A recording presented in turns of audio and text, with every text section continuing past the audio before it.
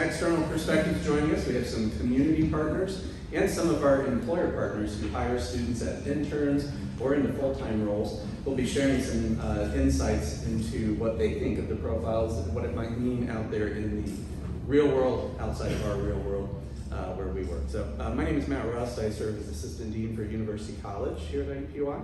And I just vacated a role where I've been leading career services and academic advising initiatives for the campus, including serving as a front door for employers looking to recruit IUPUI talent. So we've done a lot with employers in that work, and we're excited to see some of the current reactions to the profiles we have today. So if you wouldn't mind, maybe Tabitha, we could start with you and just have you go ahead and introduce yourself. And Tabitha, not an external panel member here, but yeah, tell us a little bit about your role and how you've interfaced with IUPUI to date.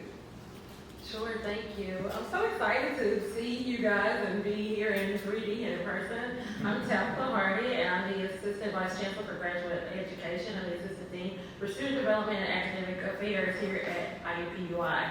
So when I describe my role, I say I do all things graduate student. Graduate and professional students are our focus. And we also recruit and work with a lot of our programs with undergraduate students as well, preparing them for their next step.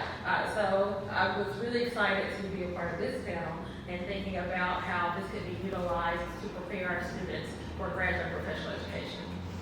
Thanks, Tabitha. Brian? Good morning, Brian Kreider, co-founder of Right Hand. We're a marketing agency in Fountain Square.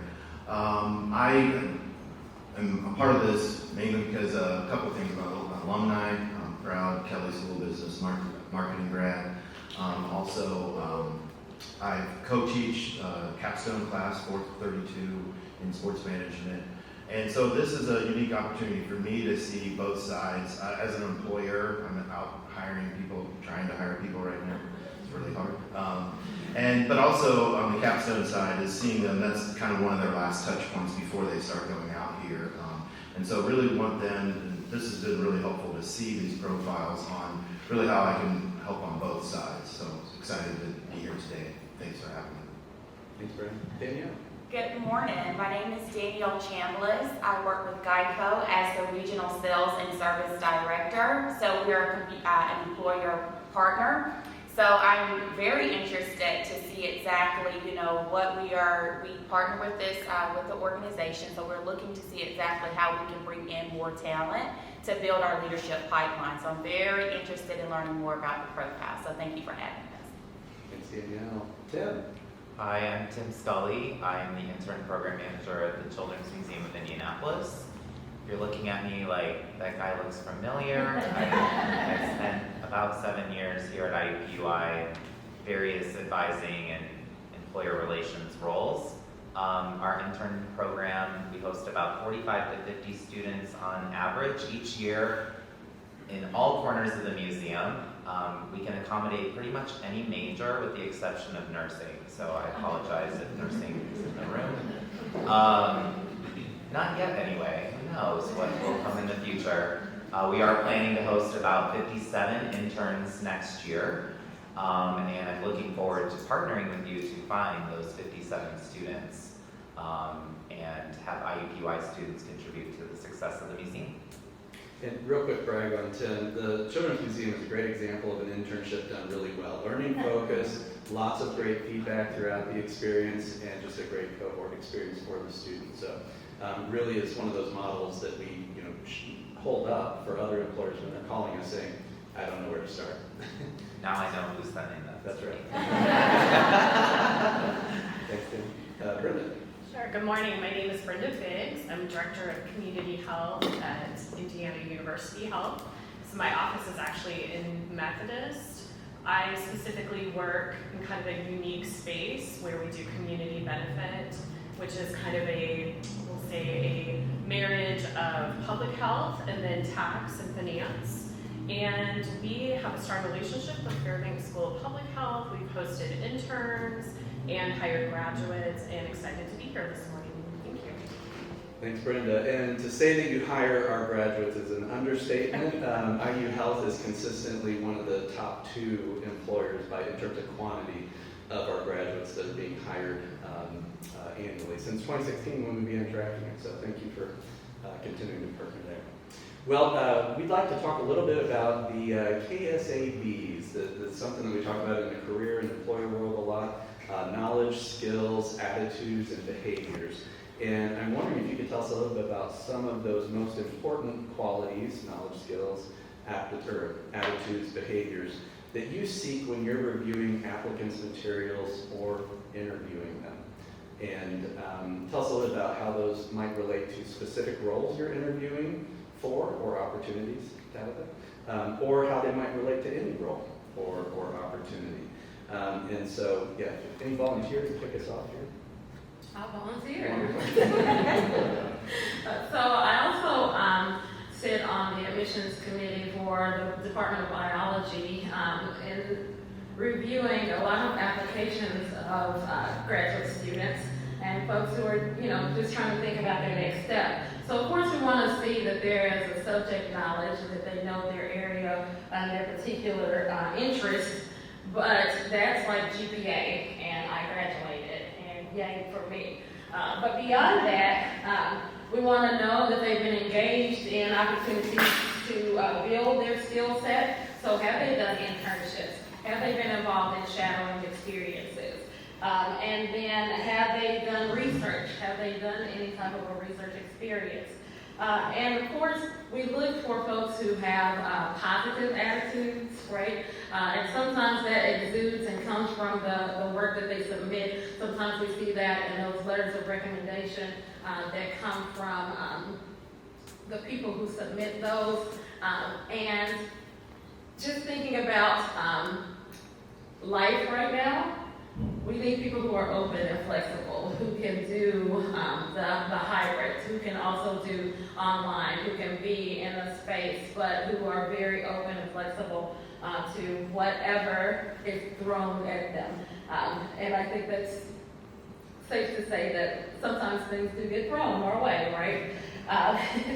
And then, of course, being dependable and also being persistent. I always tell people that I ever think that I was super smart, but what I was very persistent in pursuing my goals. Thanks, Tabitha. And great point that flexibility, skill, or aptitude, behavior that has been in demand for quite a while might be even more in demand after the last few years. Great point. Good volunteer.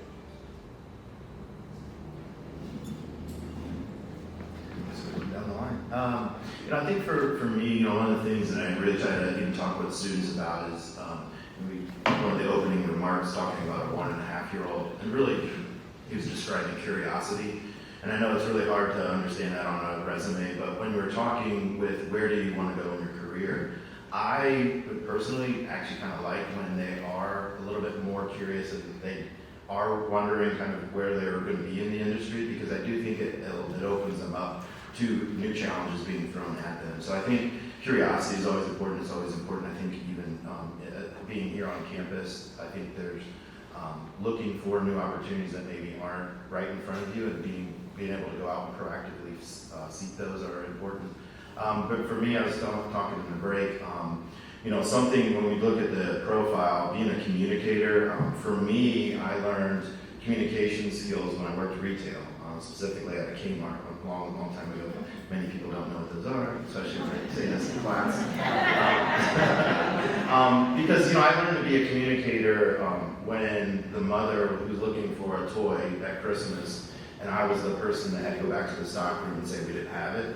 You learn about conflict, you learn about communication skills. And so what I really teach some students is all of your experiences have led you up to be who you are, and don't discount being retail. When we had a student a couple of years ago talk about, he just worked at LensCrafter. And I said, you're helping people make the decision that's going to be on their face every day.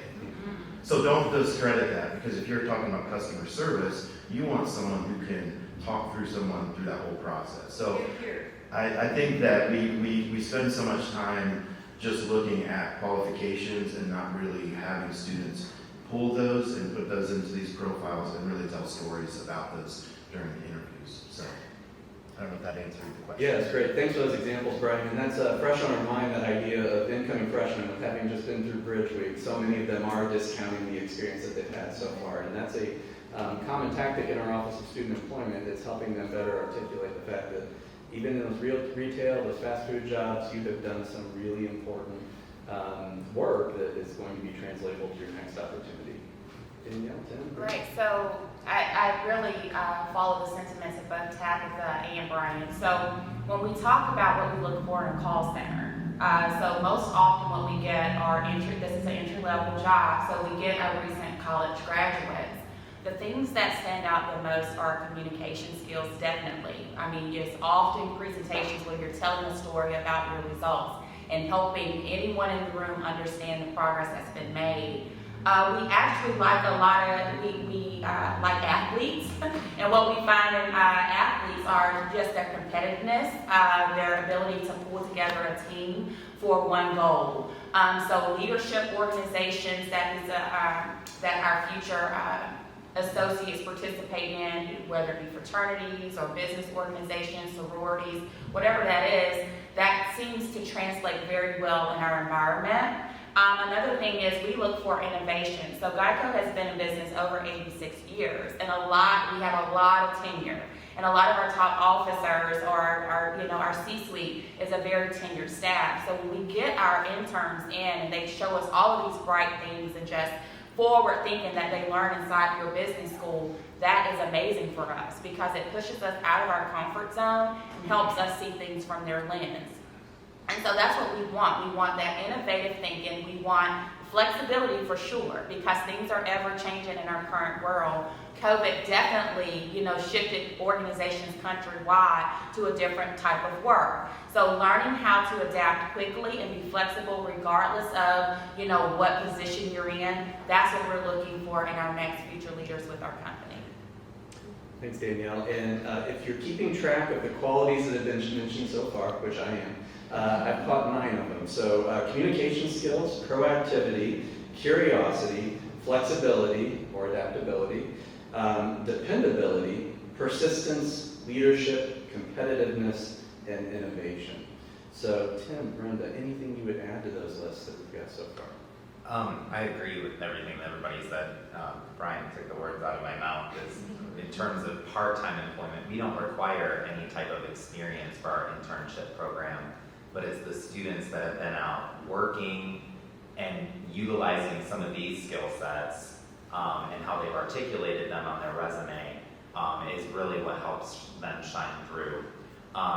The resume is a really important tool when applying to internships, particularly those schools that require an internship. Students are putting themselves out there with the name of your school on their documents that maybe don't articulate all those skill sets. And so they really need to kind of step back, I think, for thinking about that application process and what it is that they're showcasing. So instead of saying, I'm a great communicator, well, how have you put communicating into practice? Has it been through being a leader on a team or in a student organization? Has it been working at McDonald's? I had a student recently said, just work at McDonald's, and that wasn't even on their resume. Everybody knows McDonald's, whether we want to admit it or not. We all know Happy Meals, and we know the joy that it can bring to young kids' faces. For the Children's Museum, we love that, right? And so not discounting the part-time experiences and ensuring that they're really articulating how they're put into practice versus just saying they have those skills is really important for us. Thanks, Tim.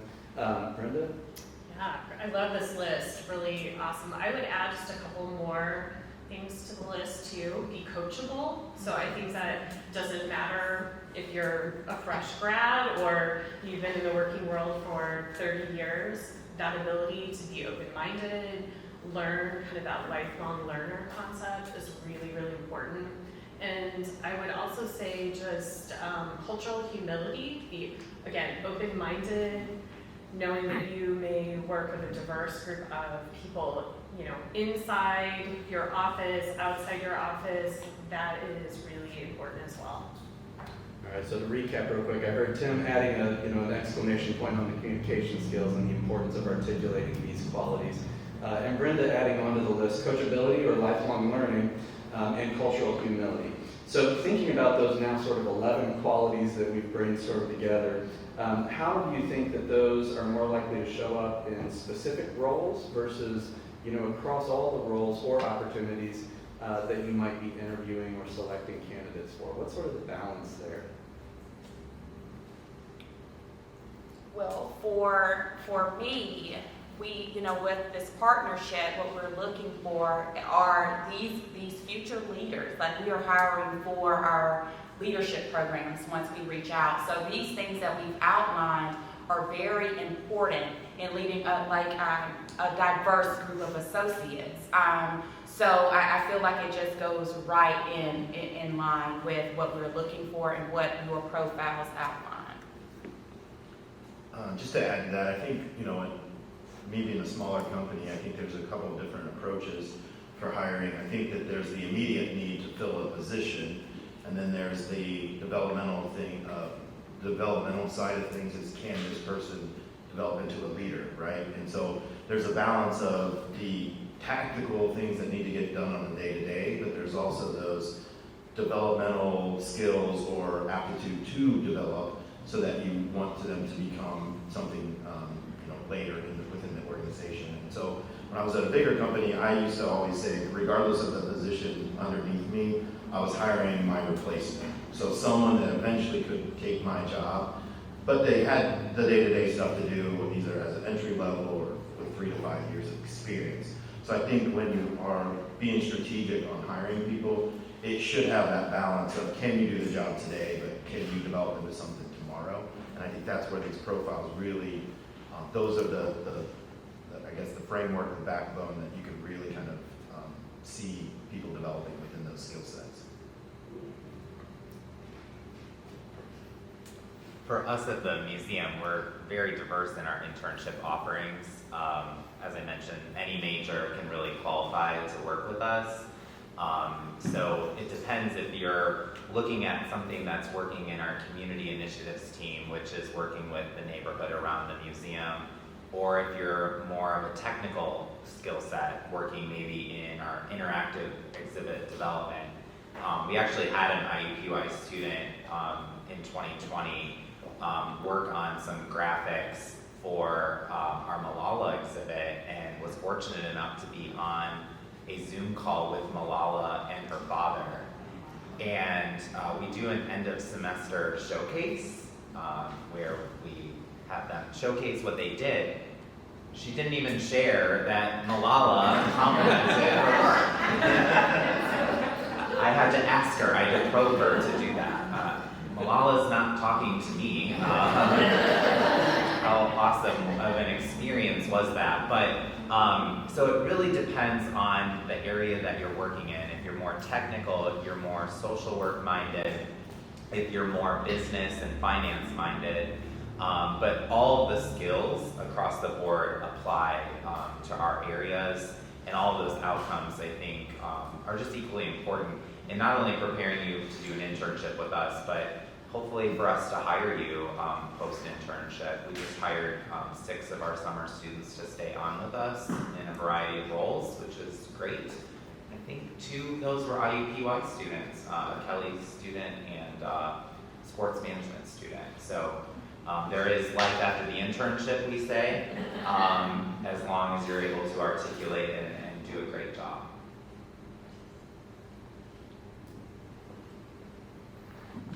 So I think we always look for folks who have a broad skill set and who are thinking about all of these different things that we kind of mentioned, but also you always want to think about our students being more successful than we are. And we're all in this business because we do want to see them be successful. We do want to see them put their best foot forward and do their best work and reflect great on us, our programs, and everything else. So helping them and giving them the tool set that they need to kind of articulate that is really important. And when I kind of think about our students now, they're on Snapchat and Instagram and all of that, right? So putting something on a paper, on a resume, it doesn't automatically translate that, yeah, I had this fantastic experience, but I just worked at McDonald's, or I worked at Kmart. I worked at Kmart too. So I think in our roles as instructors and facilitators, to help them out in those ways and just kind of helping them articulate that is really important as well. Yeah, so I would agree with all that. I think in general, kind of distilling down, everything comes down to communication. So whether it's kind of the root cause of challenges or issues, communication, or root cause of great success, communication. So really that is, we always look for good communicators, and we all can improve on that. Yeah, thanks for all those perspectives. So in general, I'm hearing that for the most part, you're looking for qualities that would transcend not just the role they're currently interviewing for, right, but a variety of opportunities that you might be hiring for. Your own role, I like that concept, Brian. And Tabitha also mentioning future leadership opportunities. You're interviewing them for those now, and hoping that they'll be, you'll be able to help coach them along toward that in the future. Shifting gears a little bit, let's hear some advice that you have for us. So what advice do you have for us as faculty and staff who want to better prepare our graduates to articulate those qualities that you just mentioned? So Tim already alluded to the importance of the resume, right? But what advice would you have for us in making sure that we're better preparing students to do that articulating? I'll say a scary word to higher ed, LinkedIn. It is very important. I mean, especially if you think about how can students kind of journal or put their experiences in a way that they don't forget about it, that they did something 2 years ago, and they can put it out there on LinkedIn as opposed as just an update. It isn't as scary as the TikToks and the Instagrams, but it is the way that professionals communicate, and there is an etiquette. There are things that people need to learn and how to use it. And I do think that higher education struggle with it at times because it's not traditional way you all speak. But I do think it's really important to brag about Dr. Pierce. He's really gotten engaged in LinkedIn, and it's really opened up a lot of community partnerships for him, and now he extends that to his students. So I know it's kind of uncomfortable. I know it's probably not what a lot of educators have kind of normally done, but I think understanding that platform and how students can, quickly put things into their LinkedIn profile to show the body of work is really important, and it really kind of even stands out sometimes more than a resume. That's where I go. I'm going to go through someone's LinkedIn page. I know Amy Vaughn, her program, she's actually done stuff through their internship program where they put their assignments, and so that's how they post their assignments, is through LinkedIn. So getting creative with that tool and that platform, I think, is really important because that's what industry is checking out. Yeah, great points. It's not enough for us to just be having the students create a profile, which has sort of been the standard default practice when we're doing this sort of career services work, but helping them understand that this is your portfolio. And there's also an etiquette to how you're communicating on this platform that you need to understand that's different from other social media. Other advice? So I would just add, I think thinking beyond the rubric, that problem solving, I think what I've seen in some of my younger team members is they want exactly what the answer to the test is of life. And as we all know, there is no rubric for life. So I think just that problem solving, ability, critical thinking, again, the communication, and while it's important to have a framework, what does success look like?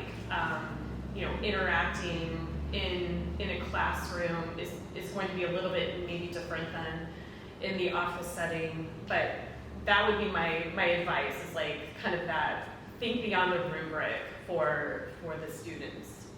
Interesting. So maybe we could translate that into workshops or role play where students are giving examples in an interview of times when they were thrown off balance and they didn't have a clear set of, I know what the answer is going to be here, and I'm going to try to feel that out. Can I add something to that? I think the other thing too is even assignments. So many times we think about assignments as pass-fail. There's a grade and then we move on. I think in the real world, feedback loops are really important to further development. So even looking at the way we've restructured the capstone class is that the assignments that you work on really build on for the next one. So they turn it in, they get a quote-unquote grade, but then they get corrections. And so they have to work on those corrections and bring them back so then we have a new starting point. And I think that's really how the real world works when you have an assignment or you have a project. There's iterations. So thinking about your assignments to build upon as opposed to just move on and you kind of forget that and you can apply it later. And what did you learn from this incident that you can apply for something else down the road is really how we learn once you get in the real world. So just even thinking about how you potentially look at the structure of your syllabus and maybe put some of that feedback in so that they can apply that later in the class. Great points. I would just challenge you to have an assignment that gets the students out of the confines of the classroom, whether that's visiting the Children's Museum of Indianapolis, or even just interviewing a professional or having coffee with them to learn and network and reflect on that. I think is really valuable. As an undergrad, I took the public speaking class, but in that class we had to do an assignment in a group where we went out and did service in the community, and we had to work together to find a site, coordinate a time.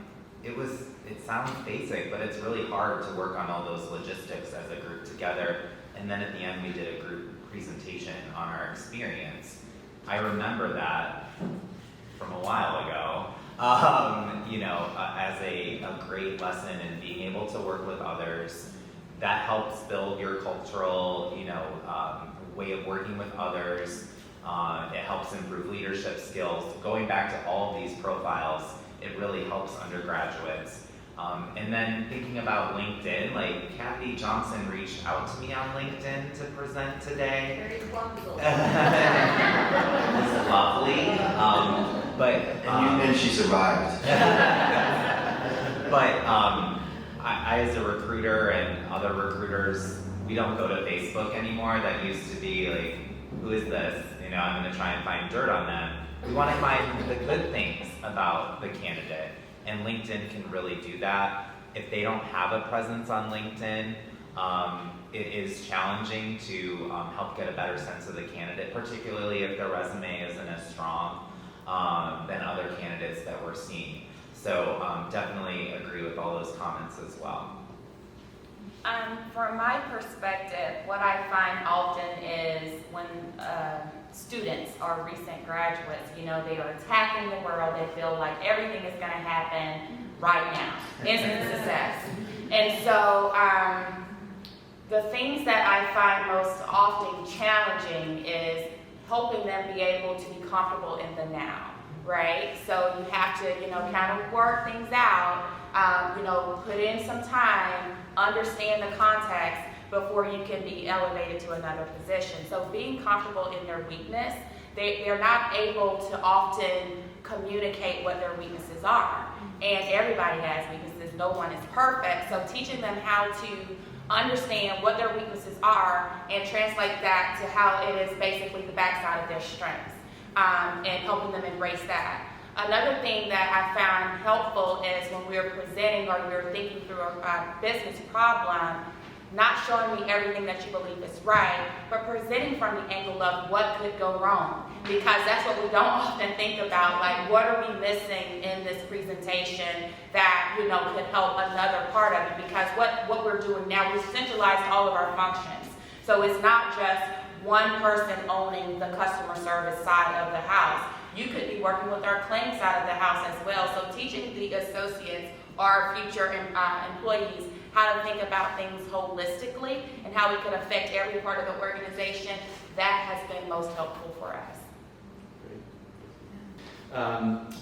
Thinking beyond the rubric, which I think goes along with what Danielle mentioned about helping students view their work as something that is building, right? It's not, when we use a rubric, a lot of times that tends to shut down growth, right? It's just this summative evaluation of what is, as opposed to viewing it as an iterative process, like Brian mentioned, where you're going to get feedback in the real world and you're going to keep developing. Tim's advice about embedding assignments that get students out of the classroom or talking to a professional. Great skill set, the ability to communicate professionally and practice that when there's nothing on the line, other than just talking to someone over coffee. Practicing presenting what could go wrong. I like that. So bringing up not just the strengths of what you all have produced as a group project, but also pointing out where the current weaknesses are with what you've developed. And then lastly, just any opportunity to communicate things about themselves. It's always hardest to talk about ourselves in concrete terms. And a lot of us tend to downplay things that we've actually accomplished or obstacles we've overcome. So giving students that opportunity, that permission to talk about themselves in that positive light. Shifting gears to our final question here, tell us a little bit about how our profiles relate to some of these durable skills that we've been talking about. So durable skills is kind of the new language. We're talking about transferable skills. It's this idea that these are skills that will be with you in the long run. And I'm curious what feedback you would give to us on whether the profiles are doing a decent job of capturing some of those 11 durable skills that you all identified earlier, and how might those help in both career and personal lives for our students. What do you think?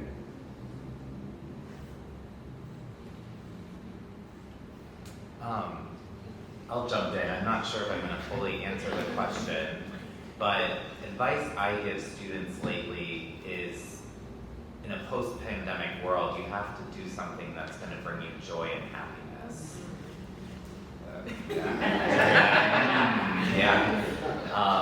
And I think that means a lot of different things for different people. And I think it's also really important that students are themselves in an interview, not putting a facade of answering questions in the way that they think the interviewer might want them to answer, or providing overly rehearsed answers. I think it's equally as important as all of those durable skills. But to go back to the articulating, if they've not had concrete examples of how they've been able to put things into practice, it's hard for us to say, how are you going to be a good intern or future employee for us? Our internship can provide those concrete examples, but if in the interview and selection process we're weighing two candidates, and one is, I'm a great communicator and I've done that through leading a group project, versus someone that's saying, I communicate very well, I'm working on X, Y, and Z, improving in that dreaded strengths and weaknesses question, which we do ask. So I think it's just really important to go back to the assignment piece.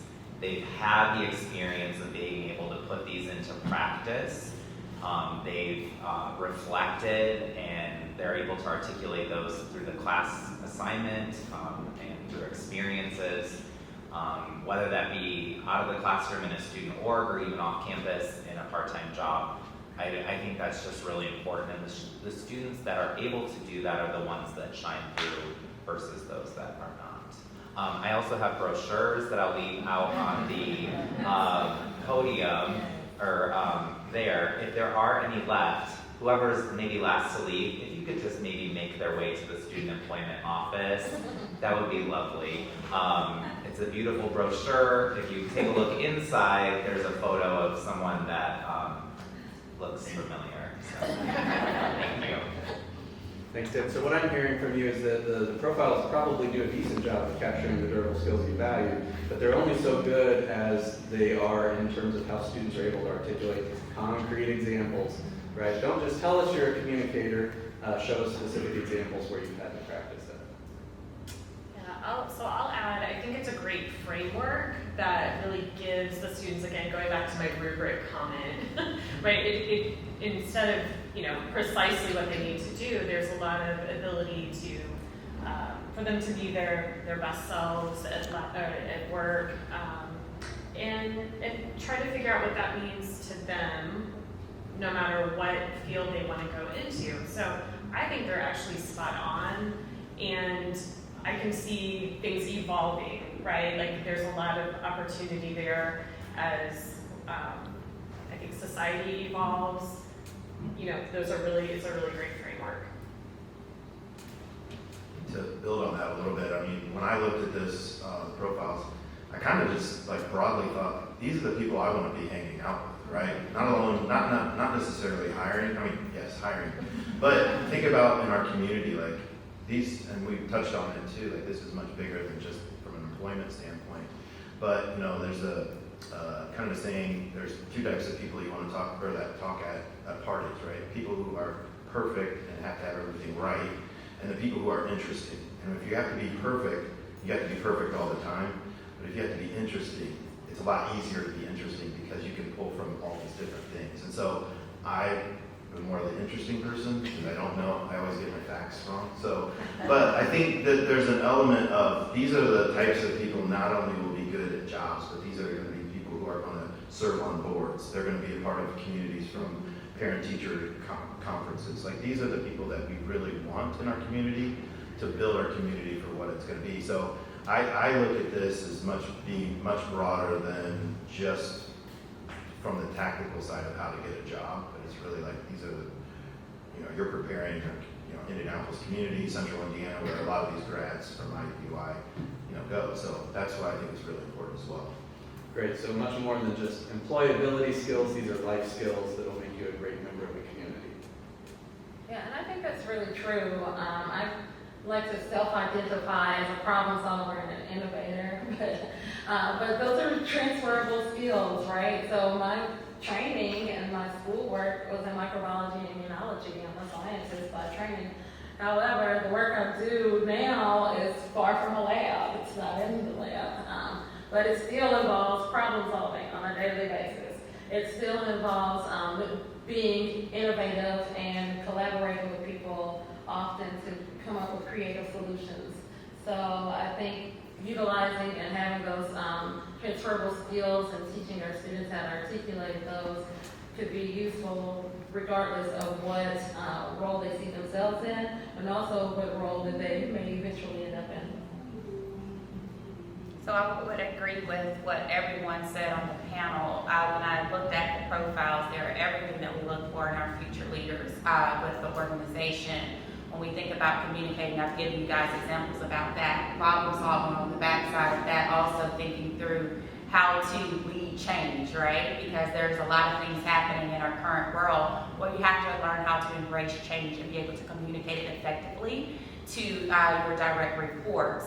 When I think about innovation, I've given you guys examples about that as well, how important that is in our current world. And last but not least, a community contributor. Everyone wants to have a great representation in the community that they live in. And so we are very big on making sure that we give back to the community in which we're housed. And so we need our leaders who are brought on to have that much enthusiasm as well to make a change in, you know, basically what we are bringing into our workforce. And so I feel like the profiles embody everything that we look for in a leader. Great. Well, we've got just a few minutes here for concluding thoughts. So if there was some really important piece of advice or insight that you were hoping to get across that hasn't come out yet, or that you just want to reemphasize, I wonder what that might be. So any volunteer to take us off with concluding thoughts? Well, I'll kick us off because, so I am from GEICO, but two of our college recruiters are here, and they asked me to set up because I'm very vocal about what we need from IU.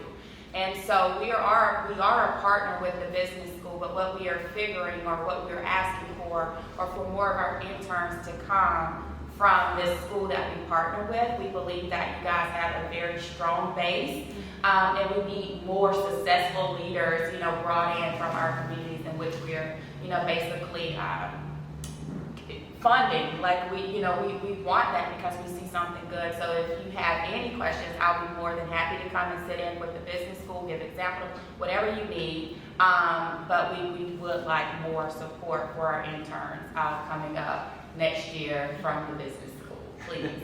Thanks, Danielle. And by the way, I didn't mention it earlier, but Geico is regularly in our top 15 employers every year. So you might be surprised to hear that, but yeah, a ton of our graduates being Yes, hired by we Geico. need it. We love our IU grads and BUI grads, so bring them on. Something that we didn't touch on specifically is the word empathy. I think it's really important, especially as we've gone through so much in the last couple of years.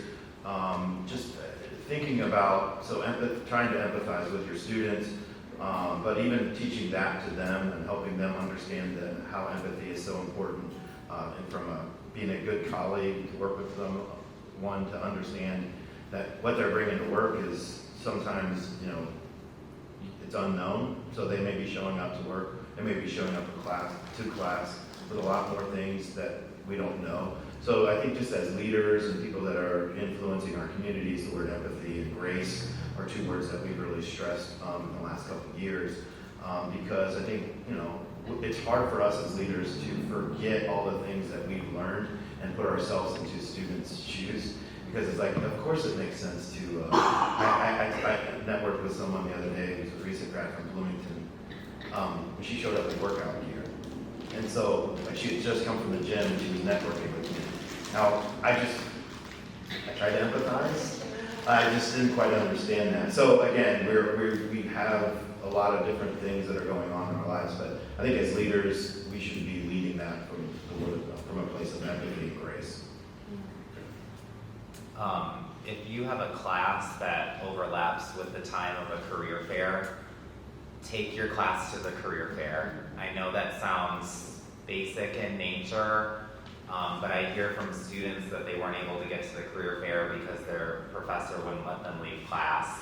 I'm not lecturing you, I'm telling you how to teach, but we as some of us that do recruiting, we invest the money to come and spend our time to be at the career fair talking to students.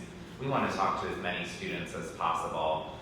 So you can break down any barriers in helping students prepare to get to that fair, and even just walking them over there as a class, we would all love that, and then maybe have an assignment that helps them reflect, who did you talk to? What did you learn from that? How are you going to apply this into what you're learning in my course or anything like that? I think those are all things that are valuable connections that at the end of the day will really help the student think about what they're doing as an undergrad, whether they're early or late or maybe too late to the career fair party. It's really important that they have those experiences so they're not graduated and showing up in workout gear and thinking, well, no one told me that when I go to network, I shouldn't do that, or I don't know who's hiring. I don't even know who the top hiring employers are, right? So anything that you can do to reinforce that enforces the message of the recruiter and really helps the student help get out there and make valuable connections that will help them post-graduation and maybe even into graduate school later on. fallcareerweek.iepui.edu if you're looking to plan ahead for those opportunities. And just I'm very happy with things resuming in person. If you want any of us as recruiters to come to a class or talk about those things, I'm very happy to do that if I'm available. If you'd like to come over to the museum, I was talking to Suzanne Lupton about maybe her career and advising staff to come over to the museum to see an exhibit. Very happy to do that as time allows, so please reach out and let us know. Thanks for mentioning that, Tim. And you might have heard that employers weren't coming to career fairs anymore, and that might have been true a year ago. Last spring, though, we were back to large waiting lists for all of our career fairs. If we had the space, we could have brought in more. So yeah, take advantage of those. Other bits of advice or final thought here? So I'll just jump in and say I think flexibility and active listening skills are also very, very important. Again, communication, so important. I know I keep underscoring that, but those two things are super important as well. The flexibility, active listening skills.